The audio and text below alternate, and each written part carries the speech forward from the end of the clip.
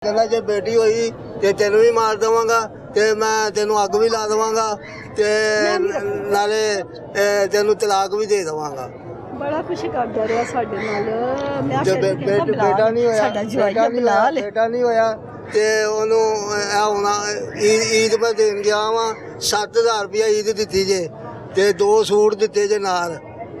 कहना सी सूट दे बाहर नहीं तो वापस करके आ अपने प्यो जाके। दूसरे तीसरे दिन कहने लगा नूर फातिमा नू अपने प्यो नू कहा आके अपना पैसे दे अपना दोवें सूट ले जा। क्यों, क्या वजह थी? क्यों नहीं पसंद करता आप लोगों को? क्यों नहीं पसंद करता? वो नशा करदा है, शक होएगा। नहीं नहीं शक हो गया तो नहीं पसंद करदा सानू। वो सानू नहीं पसंद करदा। बेटी मिलने के लिए आती थी आपसे?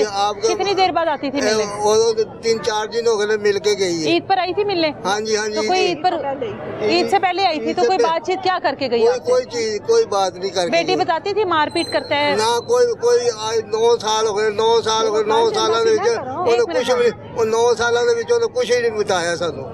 दसो 9 साल इतना तो पता था ना कि मारपीट करता है, ये तो आपको पता था ना। जिस आदमी ने वलीमे वाले दिन आपकी बेटी के ऊपर हाथ उठाया है तो वो आगे क्या करना किसी ने आके दसा किसी ने आके दसिया।